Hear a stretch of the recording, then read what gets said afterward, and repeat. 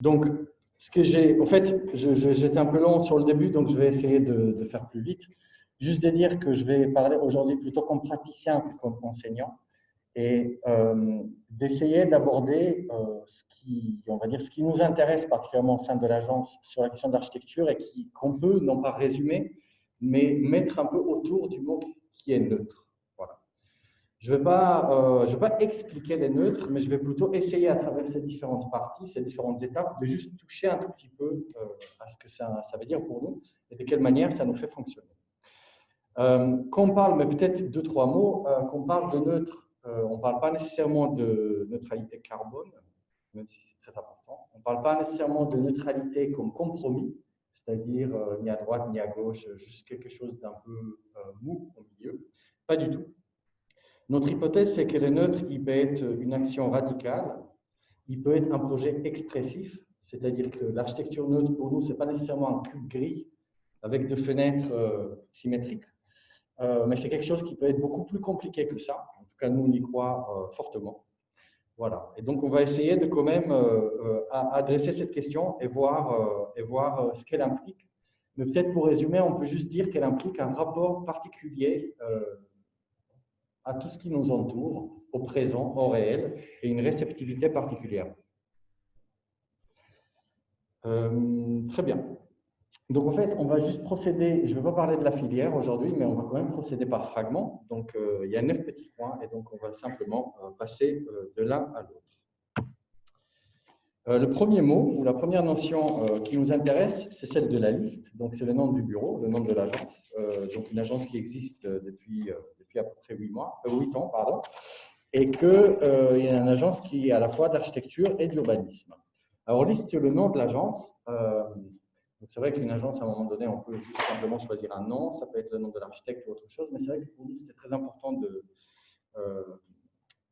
d'essayer déjà par le nom de l'agence de toucher à quelque chose, à une préoccupation. Et donc, c'est quoi la liste? La liste, c'est tout simplement, on va dire, ordonner des choses à partir du chaos de manière momentanée. Vous devez aller faire des courses, vous faites une liste, vous êtes charrette dans votre projet, vous savez, vous devez un peu vous arrangez les idées, vous faites une liste, vous pouvez l'acheter dans l'heure qui vient, mais c'est quelque chose qui est juste là pour organiser les choses de manière extrêmement basique. Et la liste, elle est par définition une forme primitive d'intelligence, c'est-à-dire c'est pas une narration, c'est pas un concept, c'est pas une pensée conceptuelle comment dire, où il y a une sorte de déroulé des chapitres, de construction. La liste, c'est juste 1, 2, 3, 4, 5, 6. Des fois, il n'y a même pas de chiffres. Et donc, c'est juste des idées un tout petit peu jetées comme ça.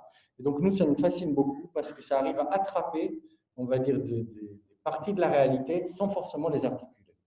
Donc, vraiment une forme très, très simple et très basique de l'intelligence. Voilà. Ces tableaux que j'aime beaucoup et qui peut-être dit pourquoi on a besoin de la liste, c'est quand on est quelque part devant l'ineffable, c'est-à-dire une réalité tellement complexe qui est très difficile à raconter. En tout cas, elle est difficile à résumer, à réduire. Et donc, à un moment donné, qu'est-ce qu'on fait quand on est devant cette complexité de la réalité? Simplement, on la décrit. Donc, une description. Donc, il y a 10 000 personnes, il y a des arbres comme ci et comme ça, il y a le mont Ararat, il y a ceci, il y a cela. Donc, le fait d'énumérer les choses, c'est une manière d'arriver à les appréhender dans toute leur complexité sans forcément les réduire à un concept. Mais la liste, c'est aussi une manière, comme dans ces magnifiques collages d'Anna Hoch, d'arriver à raccorder des choses qui n'ont rien à voir. C'est-à-dire que dans la liste, il peut y avoir des lacunes, des gaps, des écarts, des choses qui sont très différentes, qui sont assemblées à un moment donné. Donc, on n'est pas obligé d'expliquer quel est le rapport entre le point 2 et le point 3 de la liste, et ainsi de suite. On les met juste côte à côte et on assume le changement de registre entre l'un et l'autre. Évidemment, il y a aussi un côté, une dimension esthétique dans la liste, dans l'énumération, dans la manière de dérouler les choses comme ça, de manière imparable. Mais aussi, et ça c'est pas moins important, une forme de narration ou de dénonciation qui aussi peut être très forte. On ne va pas mentionner les 10 commandements, mais ça par exemple, c'est les 12 lois de Ed Reinhardt, un peintre américain abstrait des années 50, pour une nouvelle académie en peinture. Et donc, il explique un peu plutôt une série de refus, de négations, comment il voit la nouvelle école de la peinture. Donc, Donc, son texture, son pinceau, son dessin, son forme, son design, son couleur, ainsi de suite.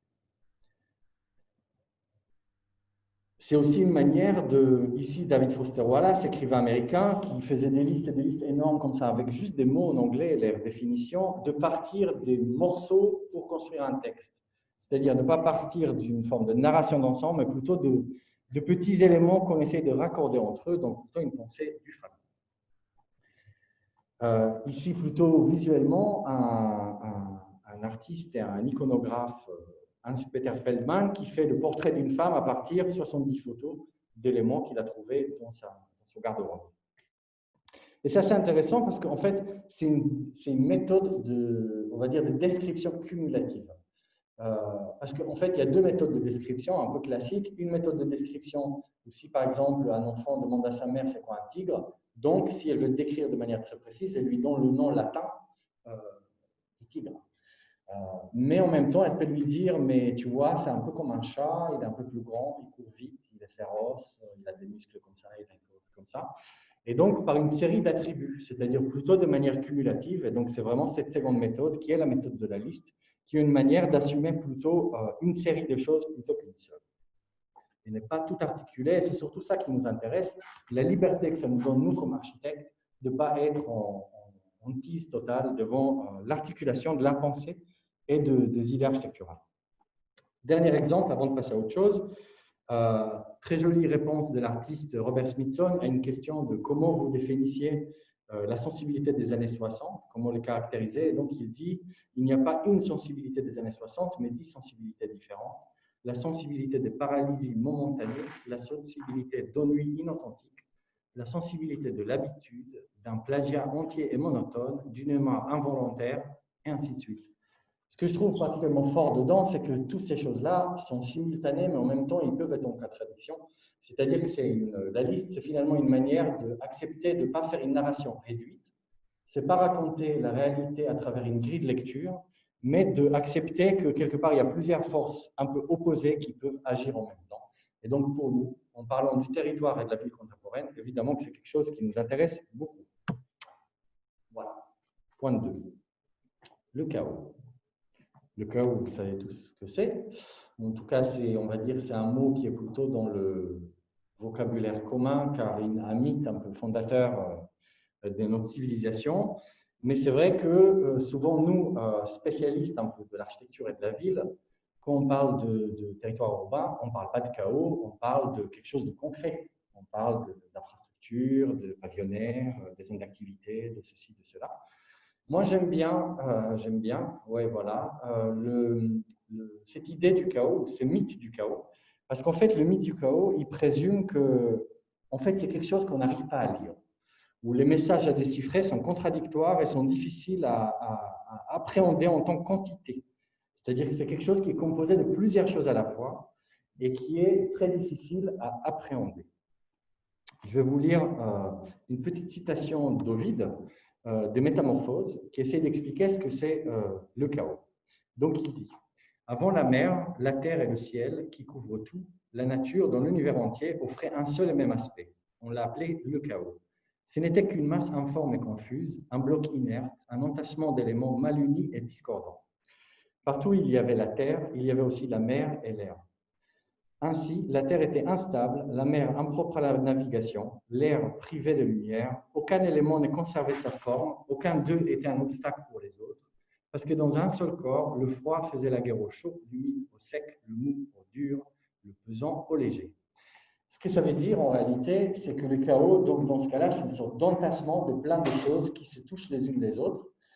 Et donc en fait, c'est intéressant parce que Dieu, si on va au bout des idées qui sont exprimées par Ovide, Dieu n'a pas créé le monde comme ça. Il n'a pas décidé l'arbre est à l'arbre, il sera comme ça, il aura cette forme, la rivière aura cette forme, et ainsi de suite. Il a tout simplement séparé les choses qui étaient accolées entre elles. Donc, il n'a pas créé le monde, il a simplement séparé les choses en leur donnant une visibilité. Parce qu'avant, elles n'étaient pas visibles. Parce qu'avant, le froid, le chaud, le gris, le noir, le rouge, tout était mélangé. Et simplement, en séparant les éléments, il leur donne une visibilité. Et dans ce cas-là, ça veut dire quoi le chaos? Le chaos, ça veut dire l'univers autour de nous, quand il est situé légèrement en dessous d'un seuil de discernibilité, C'est-à-dire qu'on a du mal à discerner les différentes choses. En tout cas, nous, c'est souvent ce qui nous arrive quand on commence à travailler sur un territoire ou sur un projet et dans lequel, quelque part, le territoire qui nous entoure est une forme de chaos. En tout cas, on aime bien le regarder comme ça. Et dans notre cas personnel de l'agence, où on travaille beaucoup en Belgique, ici, plutôt une carte de la Flandre, c'est vraiment cet univers-là, particulièrement chaotique, on peut dire, de la Flandre, qui est un peu la toile de fond sur laquelle on agit et donc qui favorise aussi notre regard. Donc, vous voyez le parallèle assez évident entre cette carte de la Belgique et Jackson Pollock et ses drippings, les drip paintings, dans lesquels il mettait de la peinture sur une toile. Et c'est vrai qu'on a du mal à savoir où est le haut, où est le bas, où est la droite, où est la gauche, où le tableau s'arrête, et ainsi de suite. Voilà. Une autre citation, Huang Tzu, maître taoïste chinois, qui raconte cette histoire. L'empereur de la mer du Sud s'appelait Shu, celui de la mer du Nord s'appelait Wu, et celui du milieu s'appelait Cao. Du temps à autre, Shu et Wu s'est rencontrés chez Cao, et celui-ci les recevait fort civilement. Ils se demandèrent comment lui rendre l'appareil et se dirent « Tous les hommes ont 7 trous ou orifices pour voir, entendre, manger et respirer. Cao n'en a pas un seul. Nous allons lui en percer. » Ils lui en firent un chaque jour, et le 7e jour, Cao mourut. C'est très curieux, mais en réalité, qu'est-ce qu'il veut dire là, Huang Tzu? En fait, dans la mythologie taoïste, le chaos, déjà, c'est considéré comme quelque chose de particulièrement intéressant, c'est un peu la source du monde, mais c'est aussi quelque chose qui n'a pas de forme. Quand on dit n'a pas de forme, quand ils disent par exemple qu'il n'a pas de trou, n'a pas d'orifice, c'est-à-dire qu'il n'a pas de. Enfin, contrairement à un visage humain, il n'est pas possible à le reconnaître.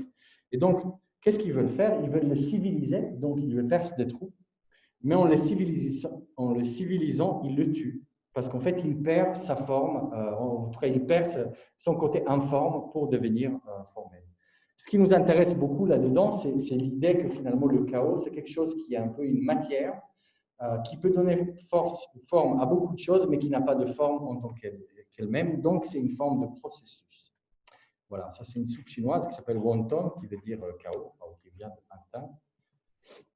Voilà, et on peut, à travers ces très jolis schémas de Kenya Hara, regarder finalement notre capacité de regarder les formes entre le chaos et l'ordre, et de voir de quelle manière les formes se constituent et se déconstituent. Donc on peut dire que finalement, agir sur le chaos, c'est plutôt agir sur la partie basse, dans laquelle les formes sont à peine possibles à distinguer. Voilà, troisième point. Troisième partie, cette fois-ci, je veux parler d'un projet, un projet qu'on a fait il y a 3 ans à Aarhus, au Danemark, qui est la deuxième ville du Danemark. Et donc, c'est vrai que le Danemark, ce n'est pas un territoire particulièrement chaotique. Et en fait, on a travaillé pour le compte du Capitale européenne de la culture, parce que cette ville était en 2017. Et quand on a été interrogé pour répondre à ce projet, en fait, on a tout de suite été intéressé par ce qui se passait dans le port. En fait, on ne connaissait pas la ville, on n'est jamais allé auparavant. Mais c'est vrai qu'en se baladant sur Google Maps, c'est vrai que ce qu'il y avait dans le port, ou en tout cas ce qu'il n'y avait pas aussi, nous intéressait beaucoup parce qu'on avait l'impression qu'on parlait d'un territoire en pleine mutation, dans lequel il y avait beaucoup de choses à la fois des hipsters, des gens riches, des anciens marins, des gens qui faisaient de la logistique, beaucoup d'activités très différentes qui cohabitaient, presque chacun sur sa DAS, de manière assez autonome. Et donc, ça nous intéressait beaucoup d'essayer de comprendre cet univers-là et de faire une action, parce qu'en fait, le but de ce projet, c'était de faire des installations à l'échelle. Petit morceau de vidéo d'un réalisateur néerlandais qui s'appelle Joris Ivens. Ça ne marche pas encore, j'ai l'impression. Un instant. Oui, là, ça marche. Et donc, en fait, évidemment qu'on était, bon, ça c'est Rotterdam, où c'est plus provincial, on va dire, le port. Mais c'est vrai que tout de suite, on a été un peu intrigué par l'échelle un peu des infrastructures portuaires et cet univers particulièrement, pas menaçant, mais extrêmement fort dans ce qu'il renvoyait d'industriel. Et donc, on aimait beaucoup, dans cette image, le gars qui passe là comme une sorte de toile rouge à travers les choses, et donc qui était particulièrement petit et fragile, mais qui avait une forme d'impact visuel très forte sur ce qui se passait autour de lui. Et donc, ce qu'on a proposé pour notre projet, c'est de créer ce qu'on appelait des magnets, des aimants dans le port. Donc, on a fait ce petit dessin qui est un peu informe, qui était juste un truc posé sur une darse. Et donc, l'idée, c'est qu'on voulait faire quelque chose qui ne serait pas complètement l'architecture, mais un peu d'architecture, un peu un mobilier urbain, un peu une forme d'installation étrange. Et l'objectif, comme on le montre un peu sur ce dessin, c'était d'incorporer des éléments physiques du port, donc ici le lampadaire, hein, le mât, d'être un sorte de quelque chose qu'on utilise, donc où on peut s'asseoir, mais qui arrive à capter aussi, comme vous voyez avec le soleil, un territoire beaucoup plus large, parce que c'est vrai que dans le port, il y a le paysage du port qui est particulièrement intéressant et un peu infini, qu'on avait envie de quelque part intégrer dans la chose. Et donc, cette série de petits dessins exprime notre volonté de créer une petite chose, mais qui arrive à interagir avec un univers beaucoup plus lointain. Et aussi, et peut-être c'est important de le dire, qui n'est pas forcément un espace public dans le sens qui invite les gens à venir ensemble et discuter, mais plutôt un lieu qui est aussi tout aussi propice à la solitude d'une personne toute seule. Donc, on a été choisi comme commissaire ou curateur de cet événement. Donc, nous, c'est Liste. Hein. Et c'est vrai qu'on a proposé d'autres intervenants, Mathilde Kassani et Hideyuki Nakayama, un architecte japonais, qu'on considérait qui était plutôt entre les disciplines. Donc, j'ai dit tout à l'heure, on ne voulait pas faire vraiment de l'architecture, mais entre l'architecture et le design. Et donc, on a choisi 3 personnes, enfin parmi eux, il y a nous, qui étaient plutôt entre les disciplines que vraiment dans un cadre disciplinaire. Donc, Mathilde Kassani sera là mardi pour parler de son travail dans le cadre de l'ESSO. Voilà, et le projet qu'on a proposé, donc c'était ça. Enfin, ça, c'est une maquette qu'on a fait à un moment donné. Donc, c'était plutôt des choses un peu curieuses comme ça, qui venaient se poser et chaque fois réagir à quelque chose, comme vous voyez ici, les phares et ces éléments-là, donc des objets trouvés un peu du port. Je vais juste en montrer quelques-uns très vite. Hein. Donc, ça, c'était le premier magnet de Nakayama. Donc, lui, quelque part, on lui a écrit le cahier de charge, on lui a dit ce qu'on attendait d'un magnet, et puis on lui a donné un site. Donc, ce site, ce petit phare rouge-orange en face de ces jolies collines. Et en fait, ce qu'il a fait, c'est qu'il a fait un centipède, je ne sais plus comment ça s'appelle en français, un mille-pattes, voilà. C'est-à-dire qu'il a juste prolongé ce phare par un long banc avec un cylindre au bout. Et donc, l'idée étant que, comme on est sur une sorte d'impasse, c'est que quand on arrive depuis cette impasse, le cylindre et le phare se confondent. Et donc, on le voit comme un seul élément et on voit juste les pattes des gens qui sont assis sur le banc, des parts et d'autres. Et en plus, comme le banc était dessiné un peu en courbe montante, ce qui explique qu'on voit les jambes les unes au-dessus des autres. Voilà, c'est l'objet installé. Vous voyez, c'est des petits objets. Hein. Ça, c'était le second, où on a plutôt utilisé une plateforme que les gens qui faisaient du paddle dans la mer utilisaient, et on a juste simplement ajouté une sorte de lune qui était éclairée par l'intérieur avec des transats, vous voyez, qui sont accrochés des part et d'autre de cette plateforme existante.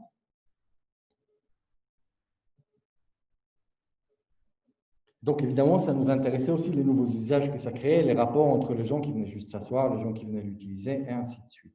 Et évidemment, la nuit, c'était comme la lune. Donc, vous voyez aussi sur cette image, là, c'est le premier magnet à gauche, c'est le second que vous voyez à droite. Et donc, il y avait une forme de proximité visuelle qui dessinait un peu une nouvelle géographie au sein du port. Là, je vais juste en passer quelques-uns très rapidement. Celui de Nakayama d'un autre phare, cette fois-ci vert, où il joue un tout petit peu avec ses murs et ses gradins. Encore une fois, de ce principe de cul-de-sac et un rapport particulier entre le chapeau que les gens utilisaient et le chapeau du phare qui est juste derrière. Ou cette installation de Mathilde Kassani qui travaillait beaucoup avec l'idée de différentes identités au sein du port, qui a beaucoup travaillé avec les gens sur place et essayé de comprendre les différents symboles et signes qu'il y avait dans le port, et donc qui a designé avec ça, on va dire, un drapeau entre guillemets identitaire pour chaque darse, voilà, qui était affiché à une hauteur de 35 mètres du sol. Celui-là qu'on a fait nous-mêmes, qui était une forme d'extension d'un dôme, et donc une terrasse circulaire que vous avez vue tout à l'heure sur la photo de maquette, qui ressemble à une poêle.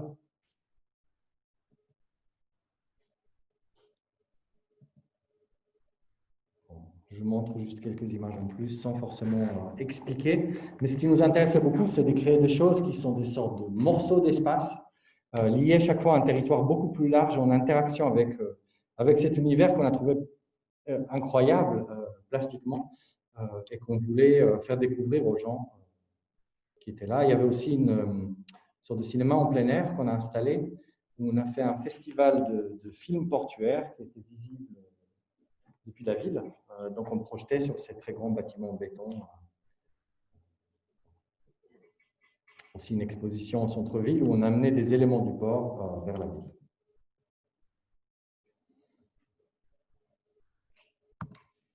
Bien. Quatrième point. C'est la question de l'émotion. Alors, ça peut paraître un peu curieux, et c'est vrai que c'est un mot qu'on ne prononce pas souvent quand on parle d'architecture, en tout cas pas aujourd'hui. Et c'est vrai que c'est particulièrement étrange quand on parle du neutre de parler d'émotion, parce que c'est vrai que quand on parle du neutre, on peut imaginer quelque chose d'assez austère, minimaliste, habillé en noir, un peu protestant, je ne sais pas, il y a plein de connotations un peu différentes, mais plutôt quelque chose de relativement sec et pas très émotif.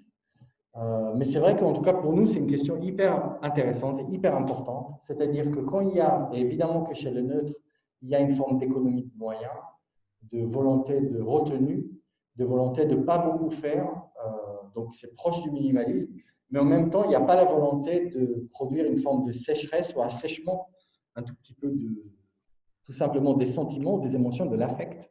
Donc pour nous, ça c'est une question importante, fondamentale, de quelle manière le neutre peut accéder à cette question de ce qui est l'émotion. Évidemment, quand on décide des bâtiments, bon, celui-là qu'on court à Bruxelles ou celui-là qu'on fait avec Ambra et Giovanni dans le 18e arrondissement, il peut y avoir des bâtiments plus ou moins répétitifs, plus ou moins gris, mais c'est vrai que cette question, elle nous hante assez régulièrement. Pour approcher ça, je vais vous lire une petite citation de Robert Bresson, un cinéaste français, et qui raconte une anecdote. Et donc, dans son anecdote, un grand pianiste non virtuose, genre Lipatti, c'est un pianiste hongrois, je crois, frappe des notes rigoureusement égales, blanches, même durée, même intensité, noir, croche, double croche, etc. Idem. Il ne plaque pas l'émotion sur les touches, il l'attend, et il arrive et envahit ses doigts, le piano, lui, la salle. J'aime beaucoup cette petite anecdote parce qu'en fait, il décrit de quelle manière il y a quelqu'un qui joue une pièce relativement répétitive, assez bête, presque comme s'il faisait des gammes, mais que par la répétition et par la manière de le faire, il y a une forme d'émotion qui n'est pas plaquée sur la musique, mais qui percole dans la musique. Donc, s'il y a une émotion dans le neutre, je crois qu'elle doit venir plutôt de là. Alors, peut-être pour donner des exemples, 2 ou 3 exemples, je vais plutôt montrer des exemples qui sont en dehors du champ de l'architecture. Voilà. La première, Miles Davis, a un album qui s'appelle In a Silent Way et que je pense qu'il nous intéresse beaucoup parce que, en fait, c'est un changement majeur pour Miles, pour ceux qui connaissent. Donc, il passe dans le jazz fusion et donc il passe dans une période beaucoup plus électrique et beaucoup plus rock quelque part. Et ce qui est très intéressant, c'est que quand il fait ce passage et qu'il fait cet album, il ne le fait pas du tout de manière triomphante en disant « Tenez, moi j'ai trouvé quelque chose de nouveau », mais il le fait plutôt en tâtonnant. Donc, c'est vrai que l'album, il est relativement silencieux, il est un peu bizarre. Il commence le morceau en disant à John McLaughlin, le guitariste, en lui demandant « Joue-le comme si tu ne savais pas jouer ». C'est-à-dire vraiment avec une forme de truc basique, comme s'il répétait des gammes et des choses comme ça. Et c'est vrai qu'il arrive très bien dans cet album à produire, en tout cas, ce que nous, on trouve qui est très intéressant. Un autre exemple de Bresson, donc le cinéaste, dans sa manière de filmer, ce film-là qui s'appelle Condamné à mort, s'est échappé. En fait, c'est des films qui sont faits avec des acteurs qui ne sont pas professionnels, souvent. Ils refusent les acteurs. Pourquoi? Parce que les acteurs savent dégager des émotions ou des sentiments. Et donc, ils préfèrent travailler avec plutôt des sortes de morceaux un peu bizarres qui mettent côte à côte avec des acteurs qui font tout de manière un peu automatique. Parce que finalement, selon lui, l'émotion arrive plutôt de mouvements automatiques que de quelque chose qui est vraiment programmé. Qu'il ne faut pas le programmer, qu'il ne faut pas le surjouer. Voilà.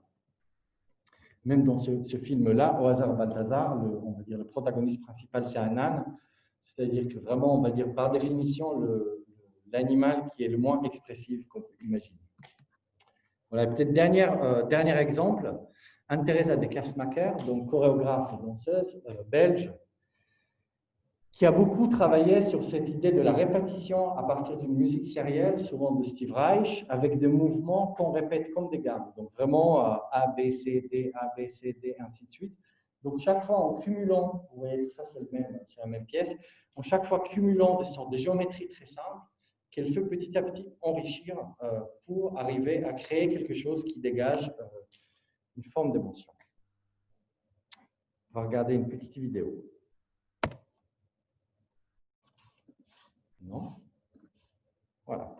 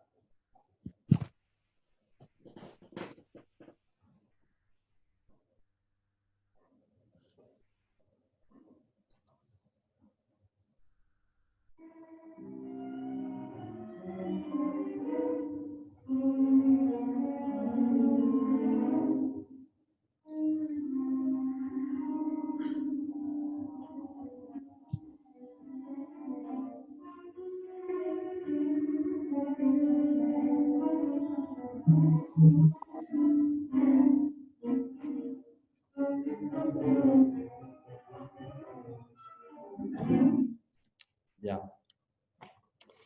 Ok, je vais passer au point suivant pour peut-être revenir à l'architecture. En tout cas, ce que nous, ça peut nous inspirer dans l'architecture, et peut-être même d'un bâtiment, hein, parce que en tout cas, c'est la première fois que je montre véritablement un bâtiment, donc avec des fenêtres, des murs en briques.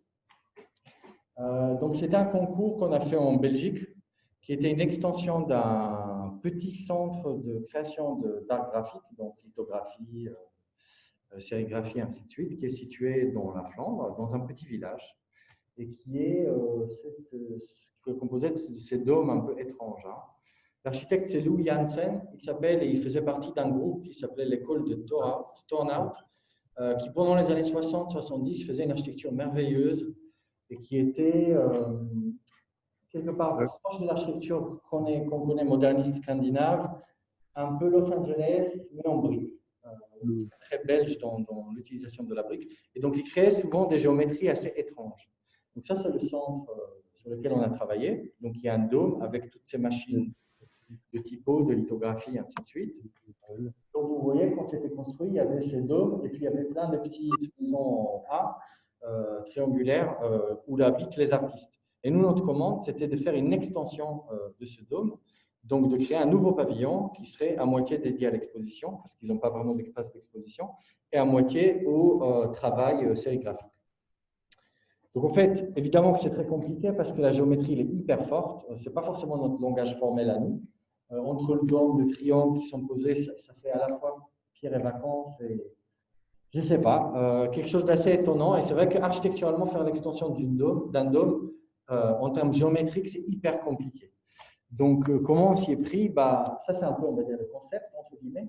C'est-à-dire, bon, là, c'est un peu par le zoom, mais en haut à gauche, vous voyez, en fait, on est venu rajouter un autre cercle juste à côté du dôme, un cercle un tout petit peu plus grand, qui est composé, dans l'image au milieu à gauche, d'un cylindre de verre avec une toiture conique. Et donc, c'est cette espèce de forme, on vient la couper, un peu comme si on coupait des morceaux dans un gâteau. Et donc, on les enlève. Là, on a enlevé, ça devient deux murs en briques, des murs latéraux. Et puis là, on n'en a pas enlevé, vous avez la façade rideau, la façade en verre qui est partout.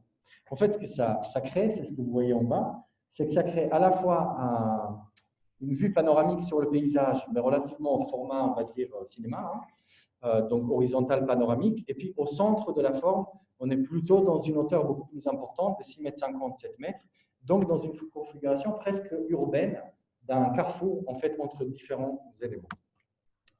Ça, c'est le plan. Donc,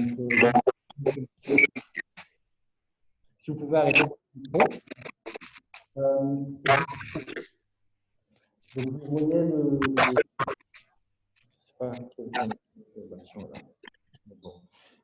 vous voyez le dôme, c'est le cercle en haut, et puis l'autre cercle que vous voyez jusqu'en bas, juste en bas qui est coupé, c'est le bâtiment. L'idée, c'était en fait d'arriver à ouvrir un système qu'on considérait vraiment comme un système fermé, avec tous les petits pavillons autour du dôme, et d'arriver à l'ouvrir sur le territoire et sur le paysage. Donc, c'est un peu ce que vous voyez dans ce dessin. En fait, on passe d'un univers qui est complètement clos à un univers qui est complètement ouvert sur le paysage.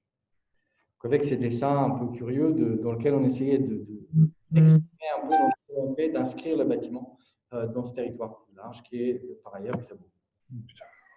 Donc ça, c'est juste un déplié de l'espace intérieur et puis des 6 cours extérieurs en fait, qui se créent dans les différents angles. Le plan, on peut dire 3 mots, on arrive par la gauche, on entre par l'espace d'exposition. Le carré que vous voyez, c'est plutôt un espace d'archives qui est au milieu de l'espace d'exposition. Et puis les 3 doigts plutôt à droite, c'est les espaces des créations et les ateliers.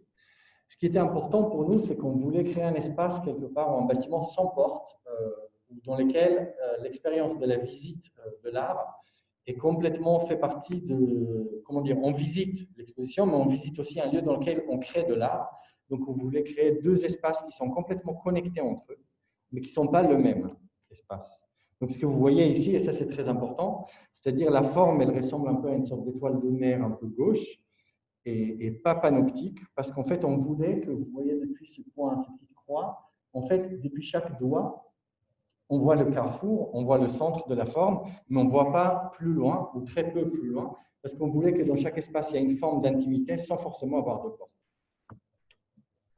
Donc, dans ces dessins, on essayait de montrer quelque part le rapport depuis l'atelier à droite. Depuis l'atelier, on voit l'espace d'exposition, et puis à gauche, depuis l'espace d'exposition, voir l'atelier. Donc, de vraiment créer ces vis-à-vis assez étranges. Là, on voit une maquette qu'on a développée plus tard, qui montre un peu la transition entre le bâtiment existant, le dôme à gauche, et puis notre nouveau pavillon. Et puis, évidemment, que la toiture était une grosse question, parce que le cône, ça paraît être une forme simple, mais en fait, c'est très compliqué. Et ce qui était très important pour nous, c'est d'éviter de mettre des grosses poutres de 15 mètres qui vont du sommet jusqu'à la poutre de rive. Et donc, on est parti d'un système qui s'appelle les poutres réciproques. Ça, vous connaissez, c'est plutôt un principe de la Renaissance, où dans le Grand Palazzo, il faisait reposer 4 poutres l'une sur l'autre pour réduire un peu la portée et la section des poutres. Et donc, en fait, ces principes-là, vous pouvez les déformer pour créer un cône. Donc, c'est ce que vous voyez ici. Donc, première tentative, c'était en haut à gauche, mais les poutres étaient trop grosses et les portées trop importantes. Ce que vous voyez à droite, c'est beaucoup plus le schéma qu'on a fait. Donc, on travaille avec des tasseaux. En réalité, c'est des éléments de 10 cm sur 24 cm en bois massif. Et donc, il y a plus de 700 poutres, ce que vous voyez sur le plan en bas. Et puis, vous voyez le bâtiment vu de haut en bas à droite. Ce qu'on aimait beaucoup dans ce principe, c'est un peu le fait que ça effaçait l'hiérarchie structurelle et on était plutôt dans une forme de répétition et variation sur la répétition jusqu'à l'infini qui s'adaptait chaque fois aux portées dans les différents endroits. Donc, quand il y a une grosse portée, la trame est très resserrée et quand il n'y a pas de grosse portée, bah, on est un peu moins resserré. Et ce qu'il faut dire aussi, c'est qu'on a fait ça avec des ingénieurs structure, Bollinger-Grohmann, et en fait, c'est aussi une forme d'intelligence artificielle qui a fait ça. C'est plutôt l'ordinateur qui calcule et qui sort de motifs. Chaque fois, nous, on lui donne des contraintes ou des choses comme ça, et puis il y a une forme de réaction. Donc, c'est assez intéressant qu'une méthode aussi basique puisse fonctionner avec les principes d'aujourd'hui. Mais bon, on s'est posé quand même des grosses questions sur comment construire ça, parce que c'est vrai qu'il n'y a aucune poutre maîtresse qu'on peut poser au départ et puis venir s'appuyer dessus. Donc, même géométriquement, pour les ouvriers, construire ça sur l'espace, c'était très compliqué. Donc, on a fait cette maquette dans laquelle on est parti du dessin pour couper toutes les poutres et pour petit à petit essayer de reconstituer, on va dire, un tiers à peu près du bâtiment. C'est ce que vous voyez là. Et donc, on a dû construire vraiment cette sous-structure que vous voyez, qui est une sous-structure rayonnante du sommet, sur laquelle on venait poser les poutres une à une et puis les enlever plus tard. Ça, c'est la maquette avec le paysage. Petit axo. Chantier. Voilà.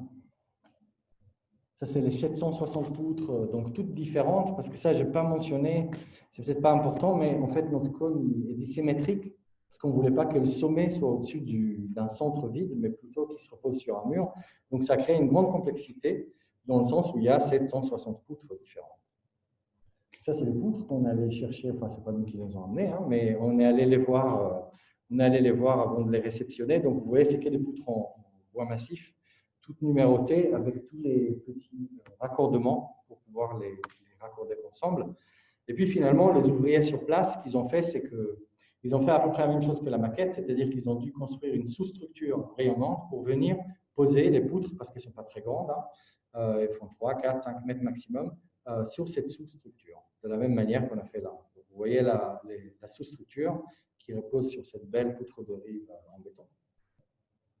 Et puis, toute la structure, et je pense qu'ils ont eu aussi peur que nous en enlevant la sous-structure une fois posé les petites poutres. Voilà, donc c'est le bâtiment terminé. Et puis ça, c'est l'intérieur. Voilà, et c'est vrai qu'on aime assez, on va dire, le rapport entre le béton et le bois sur ces rapports de poutres de rive, dans le rapport au paysage et ces murs rideaux en verre et aluminium qui ouvrent sur le paysage.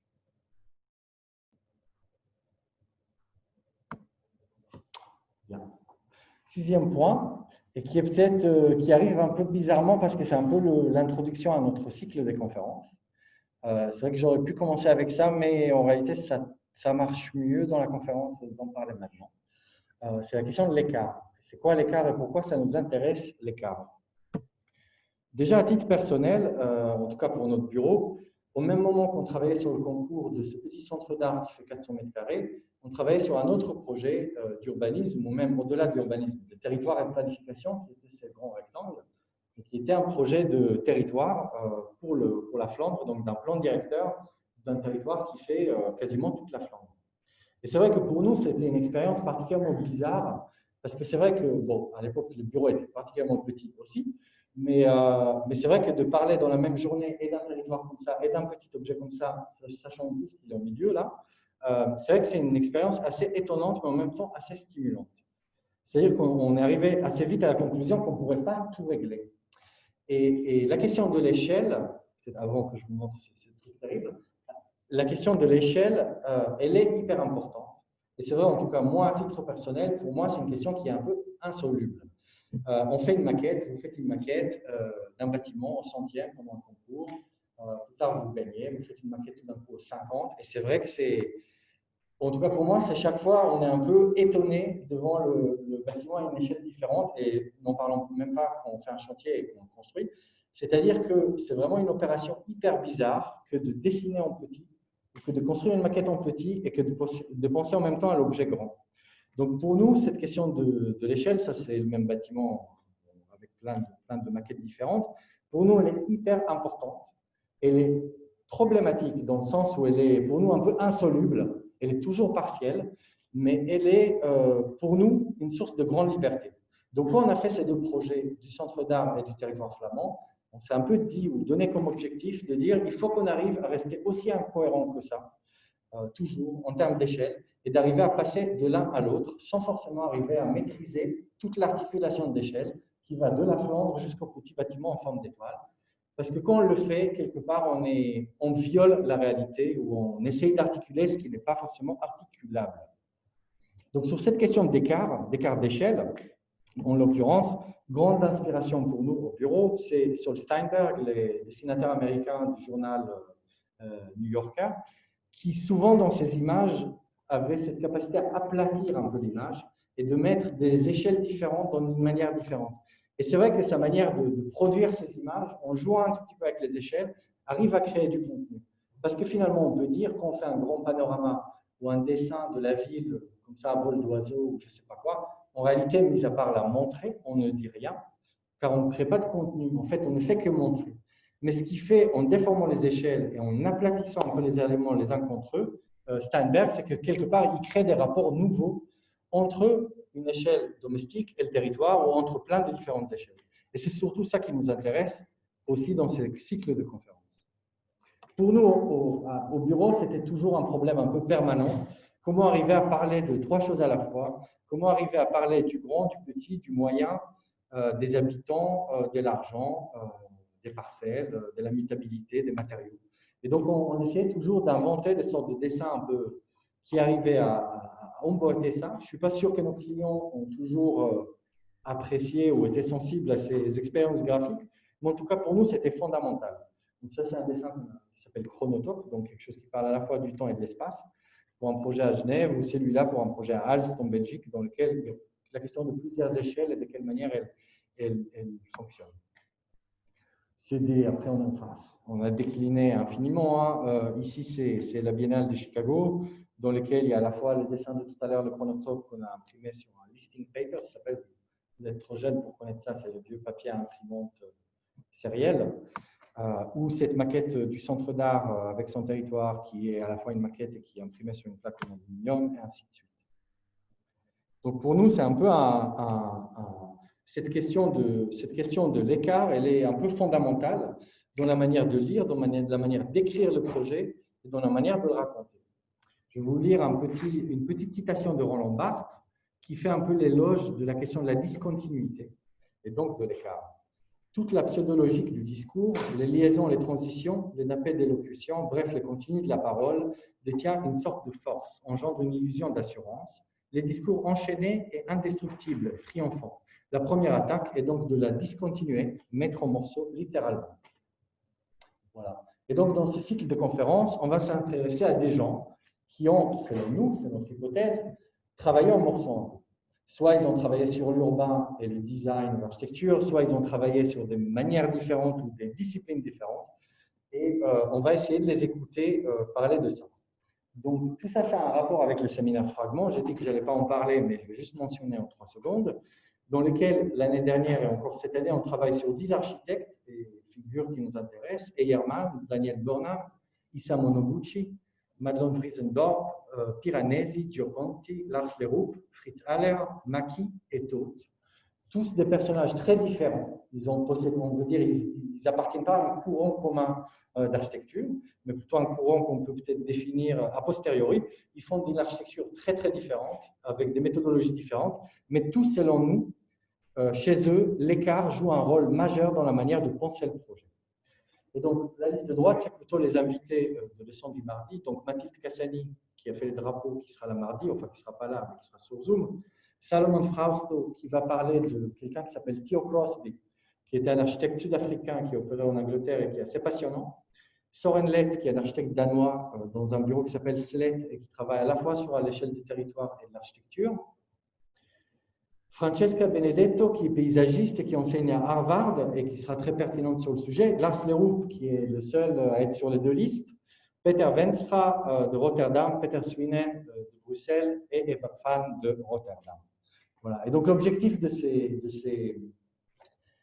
cycles de conférences, ce n'est pas forcément juste de montrer les beaux projets, mais c'est d'essayer, comme j'essaie un tout petit peu de faire aujourd'hui, de parler un peu de cuisine interne, c'est-à-dire de comment les architectes pensent, comment ils font le projet, et qu'est-ce qui les fait marcher quand ils font du projet. Avec cette hypothèse que l'écart, chez tous ces gens-là, joue un rôle majeur. Comme chez Lars Leroux, où vous voyez, entre ses écrits sur la ville et sur Houston, où il est chaque fois sur une échelle énorme, dans ses projets d'architecture, même si ce n'est pas un bâtisseur, donc cette maison Texas Zero que vous voyez au milieu, et puis dans ces objets particulièrement étranges comme celui que vous voyez à droite. Voilà. Je prends un peu mon souffle. Septième point, c'est un projet d'urbanisme, un vrai projet d'urbanisme. C'est un master plan pour l'extension un tout petit peu de la ville de Strasbourg vers le Rhin. Pour ceux qui connaissent, ça c'est Strasbourg. Vous avez le centre-ville vers l'ouest, vous avez cette île qui est un peu au milieu, qui est l'ancien port industriel, et puis vous avez la ville de Kiel en Allemagne, à droite, donc avec le Rhin qui passe entre les deux. Nous, on n'a pas été invités, c'est tout un processus, mais c'est un projet sur lequel on travaille depuis 5 ans, qui est un projet de, on va dire, transformer en gros l'ancien port industriel en quartier d'habitation, en quartier mixte et urbain. Quand nous, on est arrivé à travailler là-dessus, il y avait ces schémas-là qui étaient en place et qui a été fait par Bernard Reichen, donc on ne dit pas nécessairement dire du mal à confrère, mais c'est vrai que nous, on a été un peu gênés quand on a vu ça en arrivant sur le projet. Parce qu'on avait l'impression qu'on prenait le port, on injectait du verre, et puis on créait des bulles. Vous voyez, il y a plusieurs bulles. En fait, ces bulles, en réalité, elles ont une logique, c'est-à-dire qu'elles accompagnent le tramway. Vous savez, Strasbourg, c'est une ville très tramway, très mobilité durable. Et donc, ils ont d'abord fait le tramway et ensuite fait la ville, ce qu'on fait très rarement. Et donc, dans le schéma des Reichel, on mettait des morceaux de ville, ou des bulles comme ça, autour du tram, et puis il y avait du verre partout. Donc, bon, c'est intéressant, hein, mais c'est vrai que nous, on a été un peu perturbés parce qu'on trouvait cette image difficile par rapport au port. C'est vrai que le port, bon, il est comme il n'est pas particulièrement merveilleux, en tout cas, il est moins beau que celui d'Aarhus, mais c'est vrai qu'il est là, il a des architectures, des bâtiments, des matériaux, et on trouvait ça vraiment une forme de gentrification un peu brutale que de venir tartiner, entre guillemets, de nouveaux bâtiments R+4 un peu partout, un peu comme si on était au centre-ville, dans des bulles et mettre du verre qu'on filtre avec la ville.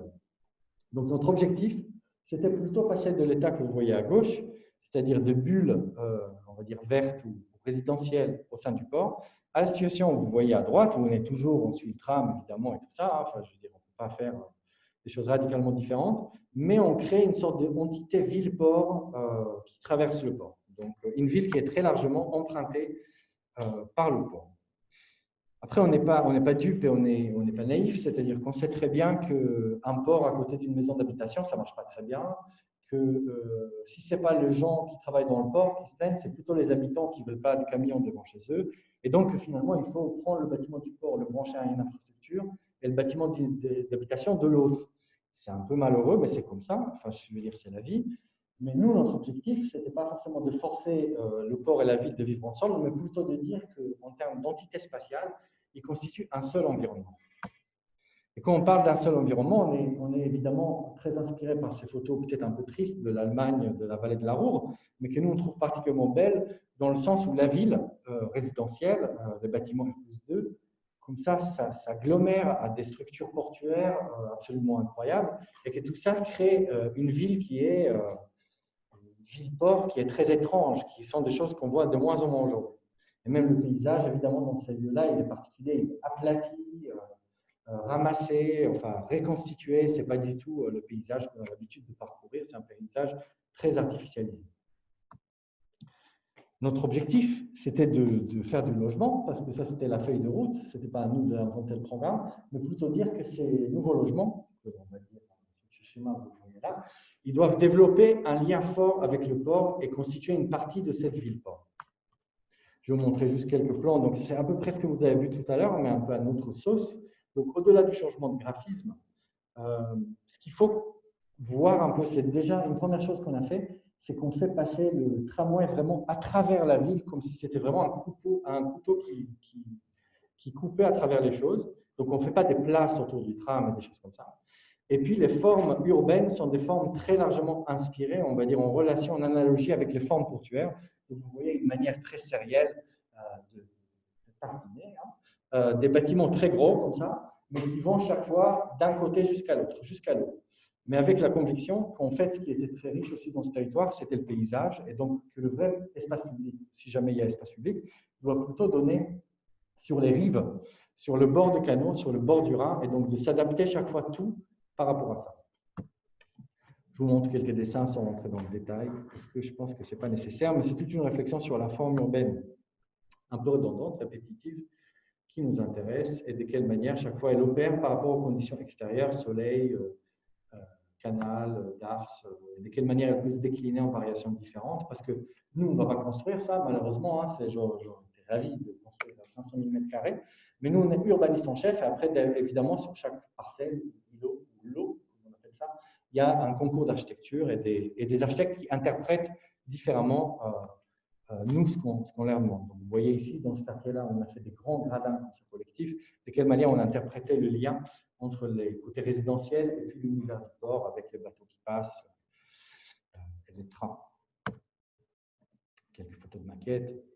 Encore une fois, sans entrer dans le détail. Et puis l'autre quartier qui donne sur le Rhin, avec ces tours, cette série de 7 ou 8 tours qui vont être la façade nouvelle de Strasbourg vers l'Allemagne.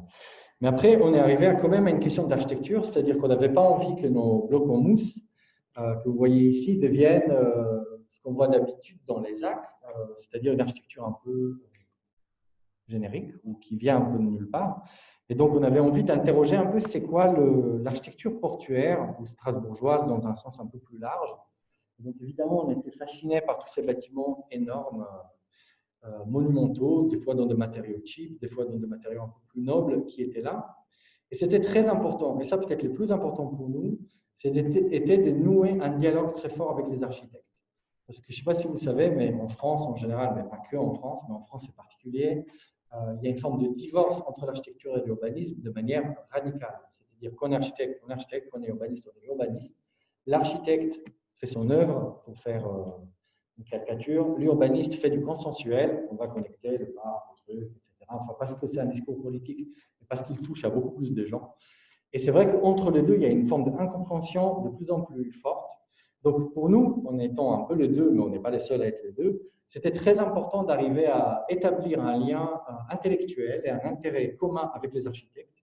Et dans nos cahiers de charges et trucs de concours, n'est pas imposer une forme qui est déjà dessinée par nous, mais plutôt donner une matière à interprétation pour les architectes, c'est-à-dire de partager un univers, de ce qu'on trouvait comme particulièrement une architecture remarquable dans son rapport à l'eau, dans sa modénature, dans sa tectonique du port de Strasbourg, et d'à partir de là, donner une série de principes, mais n'est pas dessiner l'architecture à la place des architectes.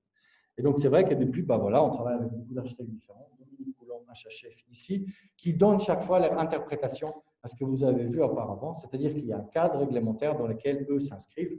Ça, par exemple, c'est un bâtiment de office KGDBS, un peu sol de 8.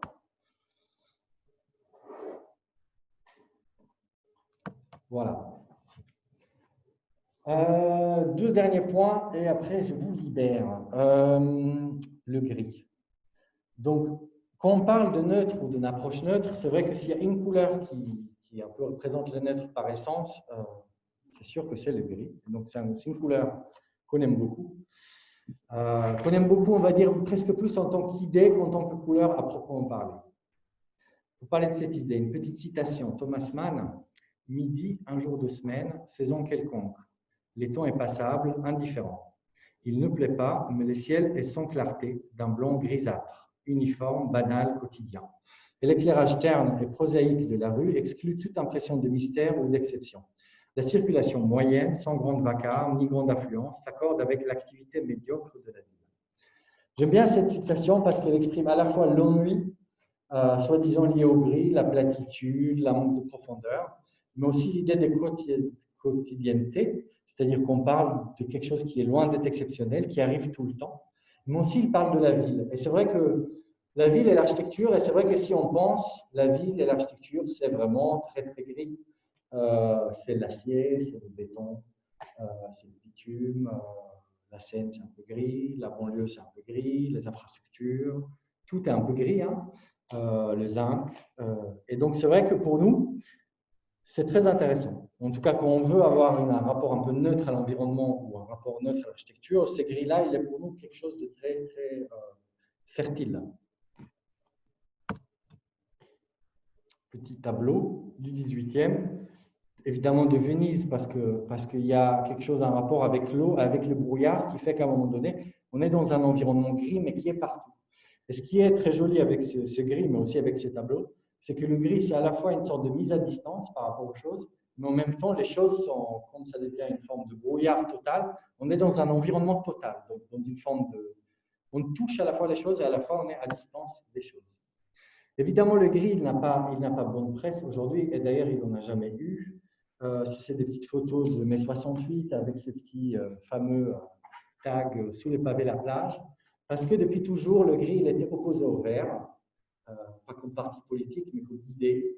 C'est vrai que le vert, c'est la couleur un peu de l'utopie, du jardin d'Éden, de la volonté de vivre dans le paysage, de vivre dans le vert, alors que le gris a toujours représenté la monotonie, la continuité, la répétition, une chose après l'autre, et ainsi de suite. Donc, c'est vrai que quand on enlevait le pavé et qu'on cherchait la plage, ou qu'on enlevait les pavés de béton Place de la République pendant une nuit debout et qu'on cherchait un peu à dévoiler la vraie nature en dessous, ou qu'on dit qu'on va débitumer les places parisiennes, quelque part on cherche un peu cette idée utopique du vert, mais en même temps on efface le gris, les nuances de gris, et ainsi de suite. On dit que les citadins, les gens qui vivent aujourd'hui dans les villes, arrivent à distinguer plus de 100 nuances de gris, parce qu'on voit du gris tout le temps. C'est un peu comme les Esquimaux, ils distinguent 7 nuances de blanc, ou ainsi de suite. Mais c'est vrai que l'œil de celui qui vit dans la ville, scientifiquement, est beaucoup plus sensible au gris, entre autres celui-là, que quelqu'un d'autre. Ça, c'est un gris neutre 18%, ça s'appelle. C'est une invention des ingénieurs de Kodak où, en fait, qui ont un peu calculé la moyenne de luminosité terrestre et qui sont arrivés à ce gris-là. Bon, évidemment, ça dépend de projecteurs et de plein de choses. Mais c'est un gris, en fait, qu'on utilise comme valeur de base de ce que c'est que la lumière dans le monde, la matière dans le monde. Et toutes les pellicules de Kodak et aussi d'autres sociétés par la suite ont été toutes on va dire, calibré là-dessus, et évidemment aussi les appareils numériques que vous avez aujourd'hui. Le gris, même si chez nous, il n'a pas super bonne presse, c'est vrai qu'au Japon, le gris, il est un peu sacré. Il est très important et il est une constituante vraiment de valeur de la culture de manière très forte. Je ne vais pas rentrer trop dans le détail. Mais même chez nous, en Occident, on a su reconnaître cette qualité de la valeur qui est le gris. Donc ça, par exemple, c'est ce qu'on appelle la grisaille, c'est-à-dire une sorte de dessin dans lequel vous voyez tout est composé de petits points à variable intensité et tout est question de valeur et d'intensité. Encore le brouillard de Venise. Et dans l'histoire de la peinture, en général, on trouve souvent le gris qui a des rôles un peu particuliers, particulièrement ici, Gréco. Moi, j'aime beaucoup ce tableau parce que c'est vrai que l'architecture et les gens, enfin, il y a une sorte de teinte grise un peu et de la peau et de l'architecture qui fait que finalement, ça tient tout le tableau dans son entièreté, le gris. Et on voit le jaune, on voit le bleu qui rentre un peu dedans, mais le gris, c'est vraiment ce qui maintient un peu comme un mastic tous les éléments entre personne et architecture comprises. C'est Paul Klee, le peintre, qui a beaucoup parlé du gris et qui a dit à un moment donné, établir un point dans le chaos, c'est le reconnaître nécessairement gris, en raison de sa concentration principielle et lui conférer un caractère d'un centre originel, d'où l'ordre de l'univers va jaillir et rayonner dans toutes les dimensions. Ce qui est intéressant beaucoup chez Klee, qui pratiquait de la peinture pas grise du tout, mais que le gris, il considère vraiment comme le source de toutes les couleurs et pas nécessairement comme un moyen fade. Affecter un point d'une vertu centrale, c'est en faire le lieu de la cosmogénèse. À cet événement correspond l'idée de tout commencement, conception, soleil, rayonnement, rotation, explosion, feu d'artifice, gerbe, ou mieux le concept d'œuf. C'est-à-dire que tout vient du gris, tu reviens dans le gris. Pour le matérialiser un peu, un tableau archi connu, Jérôme Bosch, le jardin des délices, probablement vous connaissez, c'est un triptyque. Ce que vous voyez à gauche, en deux mots, c'est le jardin d'Éden. Ce que vous voyez au milieu, c'est ce que notre monde aurait pu être sans le péché originel. Mais ce que vous voyez à droite, c'est l'enfer, c'est-à-dire ce qui s'est passé à cause du péché originel. Donc on est dans une forme à la fois magnifique, mais aussi moralisante. Et quand vous fermez les deux portes du retable, vous avez ces tableaux gris de la terre à la troisième jour de la création, c'est-à-dire au moment où les choses commencent à se séparer. Donc le gris, c'est vraiment le moment où on parlait de chaos au début et de la lisibilité ou comment dire, la discernibilité ou de quelle manière Dieu, entre guillemets, séparait les formes pour leur donner lisibilité. Donc on est plutôt là-dedans. Et donc nous, comme bureau, liste, c'est plutôt ça que ça. Voilà. Et aussi, pour donner une ou deux références picturales, Gerhard Richter, artiste allemand, toujours vivant, qui a beaucoup peint en gris, qui a beaucoup peint en couleur aussi, mais énormément en gris. Ici, ces beaux tableaux sur l'oiseau. Et puis, évidemment, ces milliers des monochromes gris. Très beau, celui-là de 69. C'est une dernière citation de lui. Pour moi, le gris est bienvenu, donc c'est Richter. C'est lui qui correspond le mieux à l'indifférence, au refus de message, à l'absence d'opinion et de forme, donc du neutre. Mais comme le gris, au même titre que l'absence de forme et du reste, n'est réel qu'en tant qu'idée, je ne peux produire qu'une couleur qui aurait la signification du gris sans en être. Le tableau est alors un mélange de gris fictif et de gris perceptible en tant que surface picturale. Ou plutôt l'idée du gris que le gris lui-même, ou plutôt l'idée du neutre que le neutre lui-même. Voilà. Dernier point, un projet plutôt d'espace public qu'on a fait en Belgique, dans une petite ville qui s'appelle Genk. C'est un parc sportif, vous voyez ici dans la forêt, dans lequel il y a un gigantesque bâtiment des années 70, pas si gigantesque, on va dire grand, qui a une très belle piscine construite en béton, qui était là. La ville a lancé à l'époque un concours pour faire une extension de cette piscine, et puis les architectes qui ont gagné ont choisi de ne pas faire une extension du bâtiment, mais construire un autre gros bâtiment à côté, pour un gymnase. Donc c'est un peu ce que vous voyez sur la maquette, donc la piscine à gauche, l'autre bâtiment à droite, et donc se posait la question de comment traiter un peu l'interface entre les deux, et donc ils ont lancé un autre concours, cette fois-ci en était dedans, pour l'espace public entre les deux. Donc la commande, c'était un espace public avec pas mal d'activités sportives qui devaient connecter un peu ces deux objets assez opaques, on va dire. C'était difficile pour nous de savoir franchement comment connecter deux objets comme ça. On trouvait la commande un peu sans intérêt. Enfin, on était ravis d'être là, mais c'est vrai qu'on avait du mal un peu à savoir comment faire. Et donc, on a fait une recherche iconographique plutôt sur des rapports d'équivalence entre deux choses et la manière et les relations qu'elles peuvent entretenir, juste en essayant vraiment pour nous d'identifier comment arriver à attraper à la fois la différence et l'équivalence entre les deux objets et agir entre eux. Bon, je montre quelques images un peu vite fait. Il n'y a pas de résolution particulière à montrer, mais c'est vrai qu'on aimait bien la frontalité, l'équivalence, mais en même temps le fait que c'est le paysage qui crée la relation entre les deux, plus que les deux éléments eux-mêmes. Encore plus dans cette image de Baldassari, où c'est vraiment un troisième élément qui connecte les deux. Et donc, on est arrivé à la conclusion qu'on allait mettre entre les deux plutôt une sorte d'esplanade, c'est-à-dire un troisième objet entre les deux. Donc, pour rendre ça explicite, une série de schémas, ça c'est en gros ce qui nous a été demandé, c'est-à-dire différents programmes, pétanque, autres, etc., sur un espace public entre deux bâtiments. Donc nous on a dit, ok, nous on veut bien connecter les deux bâtiments, mais en même temps on préfère ne pas connecter juste les bâtiments, mais toutes les activités sportives qui se passent dans le parc sportif, aussi les terrains de sport, les courses, etc. On veut aussi connecter la forêt qui est derrière avec la rivière qui passe devant. Je vous épargne les détails, hein. Et donc, au lieu de faire une place, on va plutôt faire trois espaces publics différents.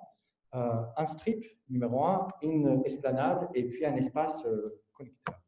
Et puis, au lieu de concentrer les programmes de sport extérieur entre ces deux bâtiments, ce qu'on trouvait particulièrement bête dans un contexte aussi vaste, on aimerait plutôt disperser ces activités un tout petit peu dans la nature ou leur créer un lieu propice. Voilà, c'est un petit dessin qui exprime un peu nos volontés de travailler ces trois espaces.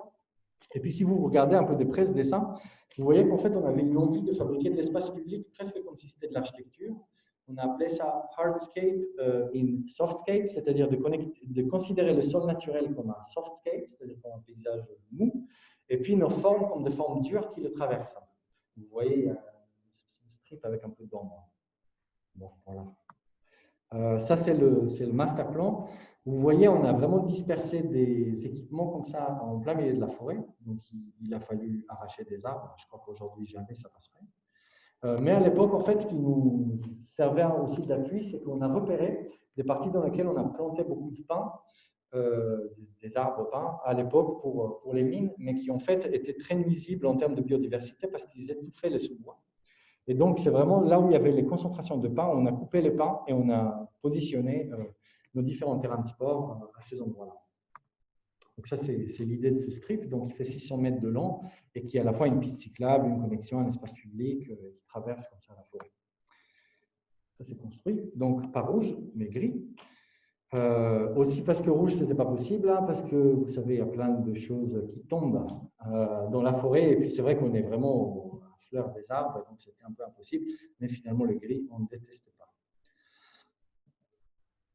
Voilà, donc l'idée, c'était vraiment d'arriver à profiter de cet environnement bon, qui est en même temps un peu quelconque, mais en même temps exceptionnel pour les différentes activités sportives et disperser la chose dans la forêt. Voilà, ça c'est l'esplanade dont j'ai parlé tout à l'heure, donc vraiment l'espace entre les deux, où on a fait exprès de vraiment reculer par rapport aux deux bâtiments existants. Donc c'est vraiment une sorte de rectangle posé dans l'herbe, en plein milieu entre les deux, sans toucher aux deux, et qui essaye d'établir son propre rapport au paysage qui est devant. C'est une maquette qu'on a fait à un moment donné, un peu abstraite, avec du sel. Et ça, c'est construit. Donc, vous avez le nouveau bâtiment, pas si mal, mais ok, voilà, à droite, l'autre piscine à gauche, et puis notre espace un peu entre les deux.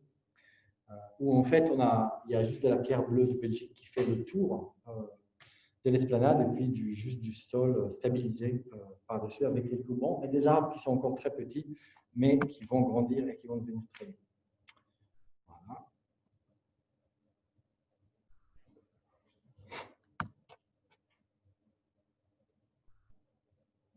Merci.